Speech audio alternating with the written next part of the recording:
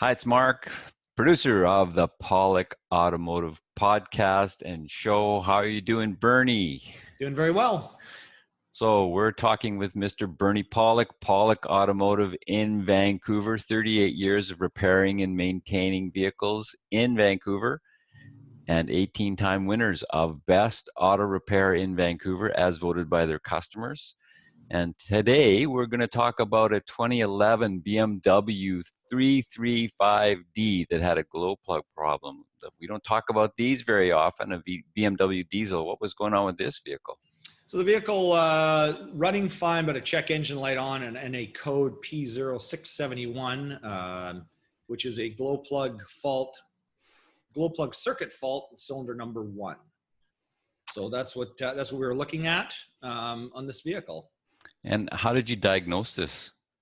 Well, so the code's pretty specific. It says glow plug circuit fault, and a lot of people would think, oh yeah, it needs a new glow plug. Well, actually the code says circuit fault. So the circuit is the glow plug.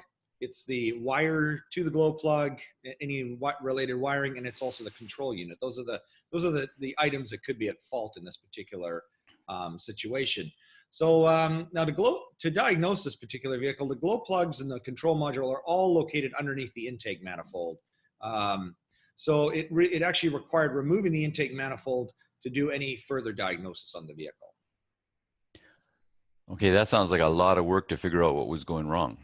Well, it is actually a lot of work to at least get into what's wrong, and this is this is where we like to do a little pre-planning with our client to say, keep the cost down. If we were just to say, I just want you to diagnose this, it would be very expensive for us to take everything apart, test everything, put it all back together, and tell you, this is what's wrong with it. So it's the kind of thing where we need to kind of pre-plan what could actually be wrong with it. It could be the glow plug, it could be the control module, are the most likely causes of the fault. And with the vehicle, being 7 years old, you might just need to replace. You may as well, if one glow plug's bad, you may as well replace them all. Or if it's a lot of work to take the manifold off, why not just replace everything, and then you're done with it, and it's not going to leave anything to say 6 months from now, oh, glow plug 6 died or something, something to that effect. So this is the kind of pre-planning we do in certain situations like this, because it makes more sense if you're going to take the manifold off to just fix everything at the same time. So once we remove the manifold, then we're able to do some tests. We actually found the glow plug would actually heat up and light up, and the module was faulty. But as I said, based on the mileage in the vehicle, we ended up replacing all the glow plugs and the control unit at the same time while everything was apart. And let's just have a look at a few pictures here. This is the 2011 BMW 335D, your sort of standard BMW sedan, but of course with a diesel under the hood.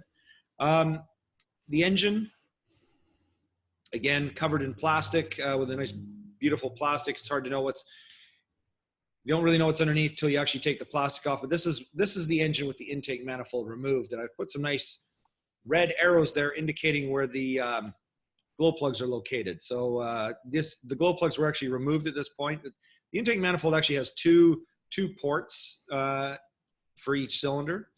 So you have your lower set of ports, your upper set of ports. These are the fuel injector lines. The fuel injectors are located up in this area here, and the red arrows point to where the glow plug holes are. So we, at this point, remove the glow plugs. And just for reference, the control unit sits down around this area under these hoses.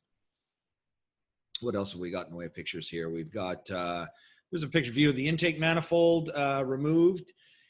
This has a swirl valve. Well, that's a Mercedes term, but an intake manifold runner, so you can vary the intake ports for different airflows and performance at different engine speeds.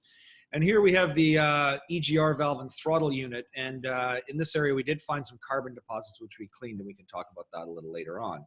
And finally, the stars of the show, the glow plugs and the control unit. So here's an example of two of the glow plugs. Your basic standard type of glow plug, and the control unit, which looks like, it says BMW on it, made by Bear.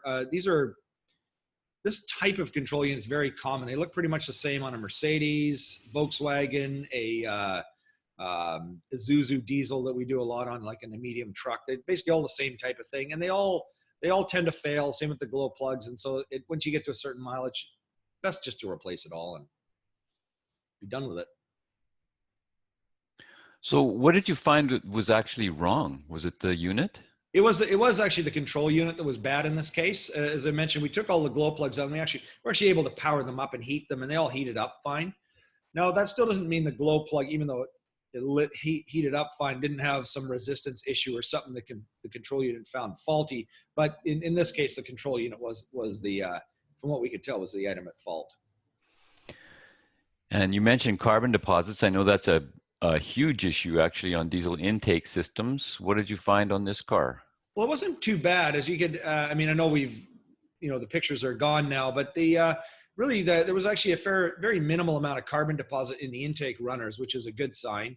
This vehicle only has 78,000 kilometers, so it's still pretty low mileage, and it's had, the owner, I believe, has done a lot of highway driving with it, so that helps too. But we did find in the EGR valve and on the throttle plate, there was a lot of carbon deposit. We removed those and cleaned them out while we had everything apart, so that'll definitely help airflow in the vehicle.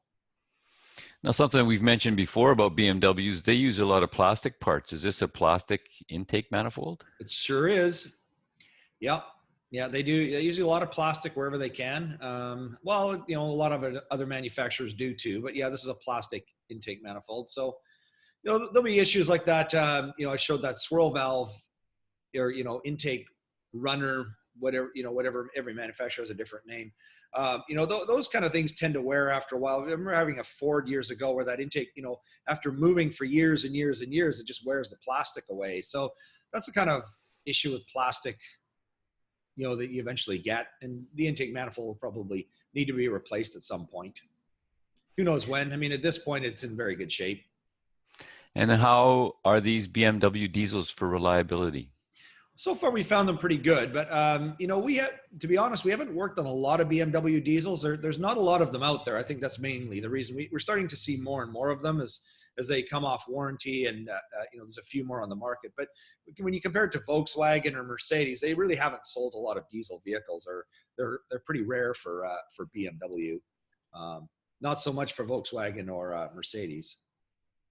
And contrary to what people might think, this is a BMW high performance vehicle. In fact, it might be the fastest 3 Series, certainly in terms of torque. Is that right? Yeah, it's very peppy. After we did the repair, I drove it. I go, wow, this thing, it really moves well. So it's a nice car. I mean, there's really no compromise with the diesel. As I say, the thing about diesels that always worry me, and we see it a lot, is they do cost a lot of money to fix when things go wrong, and they tend to go wrong more than they used to. So, but you get a lot of good fuel mileage. You save a lot of money on fuel while you're driving this vehicle. That's for sure. Absolutely. So if you're need some service for your BMW diesel in Vancouver, or your Mercedes or Volkswagen, the guys who are experts at it are Pawlik Automotive. You can reach them at 604-327-7112 or check out their website, pawlikautomotive.com. We've got hundreds of videos on there and lots of them about all kinds of different diesels, or our YouTube channel, Pawlik Automotive, or our new podcast. Thanks, Bernie. Thanks, Mark.